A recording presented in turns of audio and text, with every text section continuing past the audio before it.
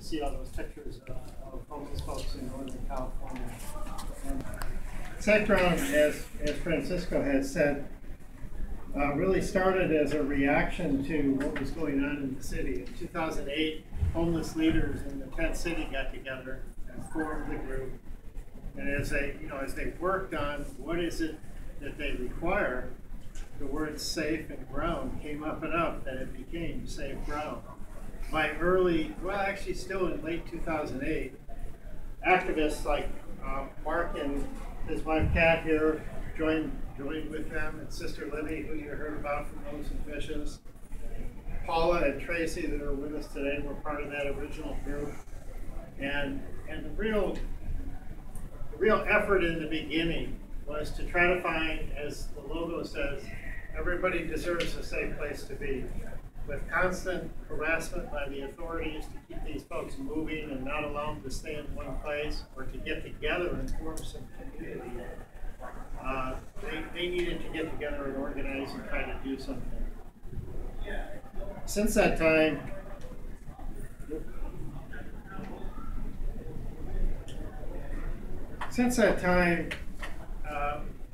the effort's been joined by a lot more advocates and has become a 501c3 nonprofit forming a mission. And our mission has not really changed, it's just shifted a little bit.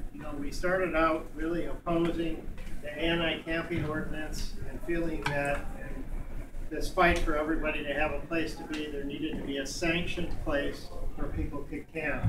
A place where people could have access to proper sanitation, drinking water, and just the basic needs of humanity.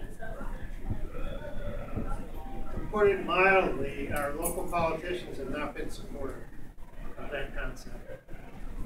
They have continued to fight to enforce, and just recently increased steps to enforce the anti-camping ordinance. They've even threatened to ticket people along the American River Parkway if they're there after dusk for trespassing. You don't even need to be camping.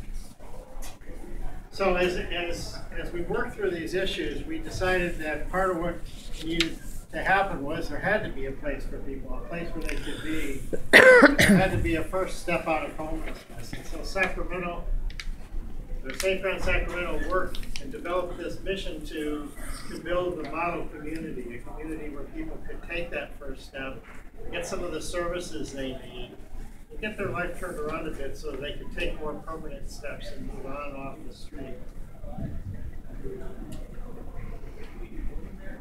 What we wanted to do and what we are fighting to do, as Mark said, once we get that site and we'll be able to do it, is to provide that first step out of homelessness, a place where we can provide temporary housing while they're going through some services. We've designed and we'll take a look at some sleeping cabins that would give privacy and dignity, and a community center that would have a place for full facilities, kitchens, laundries, and an area where you can bring in services so that people can get the kind of training they need, whether it's life skills training, job training, health counseling, whatever it may be. People that stay with us would be joining the program, and they would not only have classes and services they attend, but they would get some responsibilities in helping us maintain the community, their community, for the time we're there. This is a drawing by one of our volunteer architects. We've got 3 different architectural firms that work with us. This is a community center, and again, like I said, it would house, most importantly, probably restrooms and showers and laundries and commercial kitchens and communal dining areas. And also, this is where we bring in the services for the types of training and health support that they would need. What we would like to do is stay privately funded. We would like to find a piece of public land, however, that we could lease from the city or county. We are reapproaching them with that idea. Just kind of a bird's eye view, but what's important in this picture You can see the community center there with solar power on it. The community center would be on the grid. In other words, we'd be hooked up to SMUD and BGV, and we'd get a full power source and have things like air conditioning for those extreme days. But the cabins that we'll look at would be off the grid. They'd be solar powered, and they provide their own source of power. So there'd be no need to connect it to the grid. On the right-hand side there, that big white area is a kennel and dog run. Because, as Francisco mentioned, a lot of homeless have dogs, has assistance dogs, has companions. It's a very harsh thing when shelters force them to get rid of their pet if they want to spend the night indoors. It's the only family they have in some cases. It's the only family they have in some cases. That's right. That's right. And I have seen people give up a beloved pet, and with much sorrow, because it was the only way they could get indoors. And it's a hurtful thing when it happens. So we've designed it to have a kennel, and that'll be one of the responsibilities that some people will assume while they're there, is that they'll be help maintain the kennel and take care of the pets. The pets will be allowed to stay in the cabins at night, but during the day, when people are going to their classes and performing their responsibility, the pets can be in the kennel.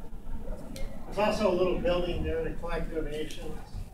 And it's kind of hard to see, but I've got a poster. You might see it better on after we're done. There's some raised bed gardens that stretch across behind the community center and the idea. We've got many different ideas of how this could look, but this is one. This is a place where people could be assigned to work in the gardens and we grow some of our own food. We also have a partnership with Food Link, so a lot of the food would be donated, but I think a great idea to grow some of our own. It's just a view that kind of gives a feel for what we think it would be like in the community. The cabins would be arranged almost in little groups, almost like small cul-de-sacs, if you will. But we're trying to build community with this. Since this was drawn, we've worked on a plan too to easily put a little front porch out of the trees. Wouldn't add much expense at all, and give people the ability to sit outdoors on a nice easy day.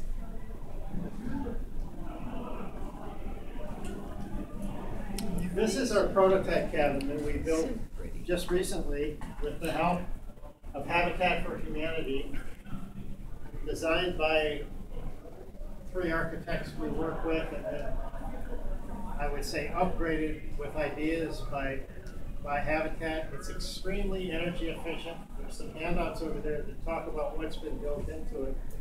But it's got probably better insulation than most of us have in our homes. And the purpose of doing it this way is to make it something that can be comfortable year-round. The solar power that's on the roof will power lights on the inside and outside. We leave it as DC power. We didn't put an inverter in, but they can plug in a phone charger just like you would in a car.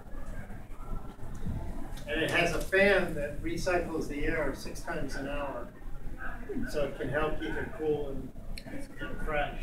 It also will power, although we didn't build it on this prototype, but it will also power a small heater for the winter. Because we think that's important. Now, how many people is that for 2 people? 1 or 2. Singles or couples. And SafeGround is focused on adults at this point. This community would be to get the adult homeless off the streets, whether they be single or as a couple. We had this there for 4 days. We probably spoke to 500 or more different people.